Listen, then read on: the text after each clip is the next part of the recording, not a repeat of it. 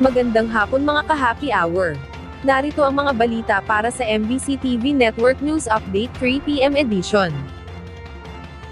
BSP, kinansela na ang kontrata sa supplier ng National ID Card. Sa ilalim ng Monetary Board Resolution No. 962, tinapos na ang kontrata para sa Technical at Maintenance Support Personnel Training ng BSP at PSA personnel. Tapos na rin ang kontrata sa supply at delivery ng raw materials, consumables at wear and tear spare parts para sa 116 na milyong piraso ng Philippine National ID Cards. Nakapaloob sa resolusyon ang Notice of Decision, hinggil sa detalye ng termination ng kontrata tulad ng pagkabigo ng Allcard Incorporated, na mag-deliver ng sapat na raw materials sa takdang panahon sa kabila ng ibinigay na extension.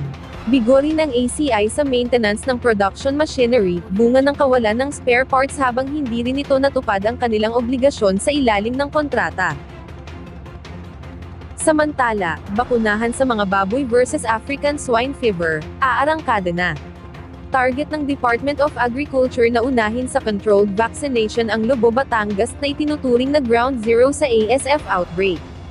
Ayon kay DA spokesperson Assistant Secretary Arnel de Mesa, all systems go na ang kanilang ahensya sa pagbabakunes sa mga baboy na magsisimula kaninang alas 9 ng umaga.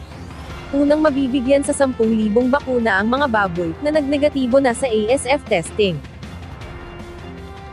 Sa iba pang balita, work permits ng lahat ng POGO sa bansa hanggang December 31 na lang. Ayon kay PAGCOR Chief Alejandro Tenco, 3 taon sana ang validity ng employment licenses ng mga ito pero in-adjust na ito noong August 15 na hanggang katapusan na lang ng 2024. Una nang ipinagutos ni Pangulong Bongbong Marcos ang pagbabawal sa lahat ng klase ng POGO sa bansa, dahil sa serye ng mga pang-aabuso at paglabag sa batas na kinasasangkutan ng ilang dayuhang POGO workers. Naniniwala si Tenco na bilyong kita ang mawawala, habang marami rin ang mawawala ng trabaho dahil sa POGO ban.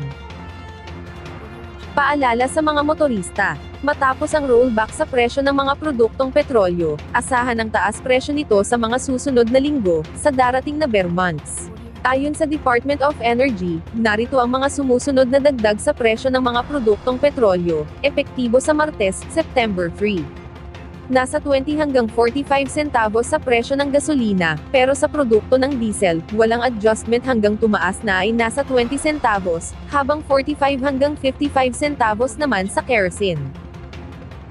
At yan ang mga balita para sa MBC TV Network News Update 3 PM edition. Abangan ang mga susunod na balitaan mamaya para sa 4 PM edition.